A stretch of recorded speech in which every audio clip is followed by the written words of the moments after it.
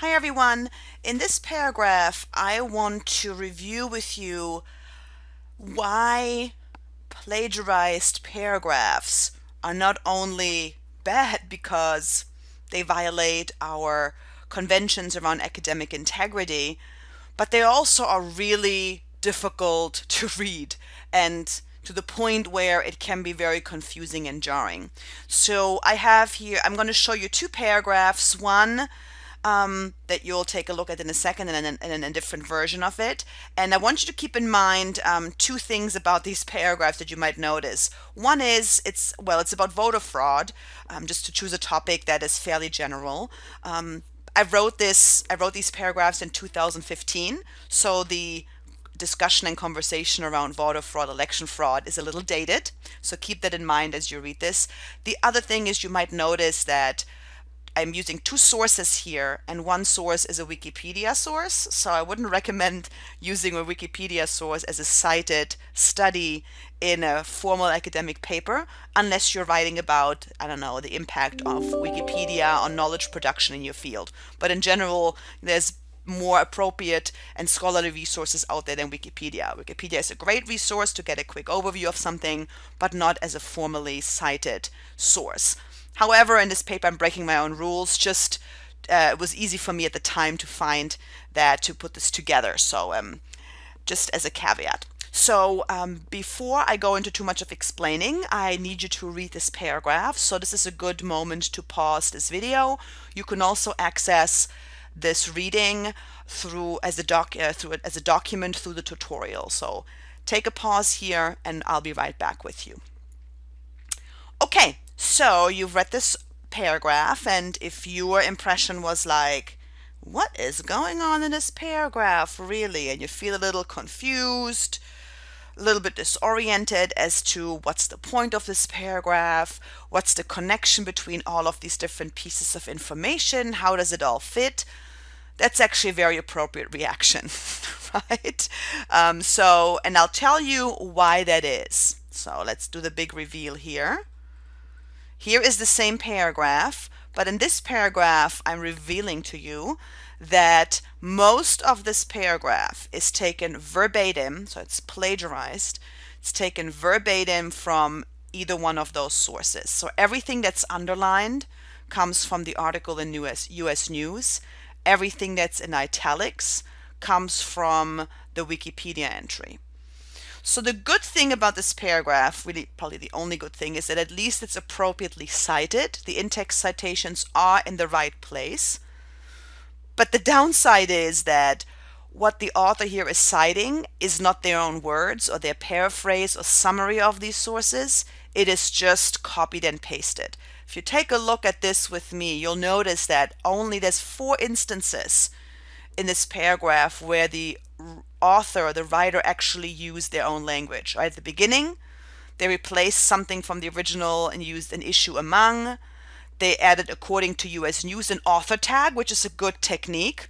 Unfortunately, falls short. It doesn't really do too much here because it's still plagiarized.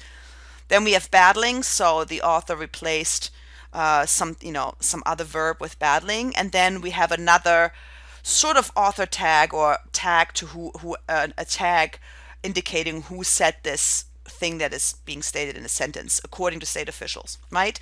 So only 4 pieces, very small pieces, that are actually original writing by the author. The rest is just sort of patchworked, puzzle piece together, which creates that sort of jarring, disorienting effect on the reader. I'm not going to leave you with this. I'm going to show you a rewritten version of this paragraph that's using the same sources and the same information. So I'm going to scroll down here. So take a look at this, pause here and read this paragraph either on the screen or in the document that you were able to download from the tutorial. So you're back now, and hopefully your experience reading this paragraph was like, oh yeah, this makes more sense. There is some structure here, right? There's still citations here, and the citations are at an appropriate level. I'll walk through those in just a second. I'll take you line by line through this paragraph. But overall, there's some There's some organization here. It starts off with the very broad observation, definitions of what electoral or voter fraud are, the different nuances, how it's different in certain states, and then it gives a specific example, namely the example of Florida. So now I kind of know why Florida is even there. In the previous paragraph, I'm like, okay, it's voter fraud, and then there's Florida. What's the connection? Here, the writer clearly tells me it's an example to illustrate, a current case around voter fraud. So let me take you through sentence by sentence in this paragraph. So it starts off with a general topic sentence and with a broad kind of introductory phrase. Over the past years, voter fraud has been a widely discussed topic in US news outlets. That's probably a topic sentence you could even use today if you are writing about voter fraud. And it then continues with the definition of voter fraud, what voter fraud is, what it's also referred to, and this comes from the Wikipedia entry. And here the citation is a little clearer. Rather than saying Wikipedia, I'm actually using, and I'm going to say I here because I wrote this, I'm using the title of the actual Wikipedia entry called electoral fraud as my, in view of an author, because for Wikipedia entries we don't have authors.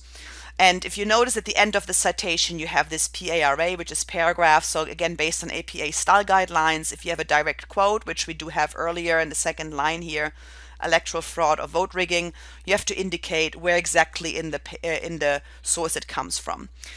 Then the paper continues in the third sentence with some more general, again, some additional observations, definitions of what voter fraud is, different nuances. This comes from, if you go down a few lines here, comes from the US News source. There was, again, no author there, so we're using US News as the what I would call corporate author or institutional author. Again, 2015, right? I told you earlier it's a dated piece in terms of when I wrote this 6 years ago.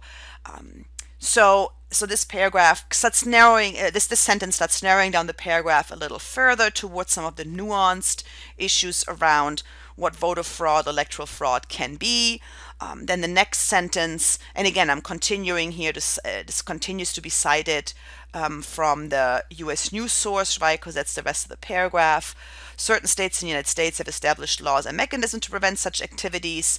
So, and then it gives the example that the state of Florida has passed certain legislation, but the problem is that it has also met with criticism. So now I'm getting, so again, it starts generally this paragraph with what is voter fraud, different nuances, different ways of voter fraud in different states.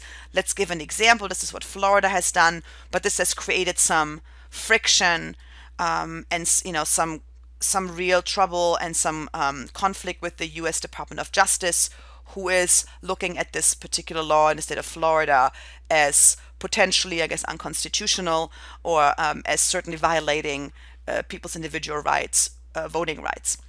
And again, at the end, there is a direct quotation that is also marked in quotation marks. And you notice again, at the end is the PARA for paragraph 1. So this is found in paragraph 1 of this article, this particular phrase that's taken.